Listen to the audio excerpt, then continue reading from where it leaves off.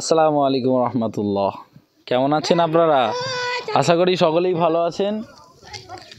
সেই হোমরা গ্রামে চলে এসেছি আমি, দক্ষিণ চব্বিশ পরগনার জীবনতলা থানার হোমরা গ্রাম।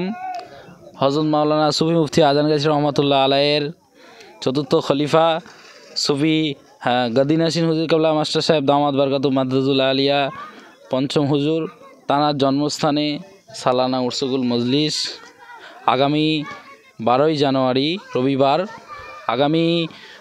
জানুয়ারি রবিবার সকাল 9টা থেকে ইনশাআল্লাহ আসরবাদ মজলিস হবে।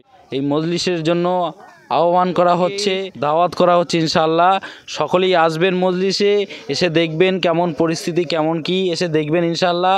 এসে মজলিসে ফয়েজ এবং বরকত নিয়ে হাসিল করে ইনশাআল্লাহ সকলেই ঘরে যাবেন ইনশাআল্লাহ। আসসালামু আলাইকুম। সকলেই ভালো থাকবেন, সুস্থ থাকবেন। আল্লাহ হাফেজ।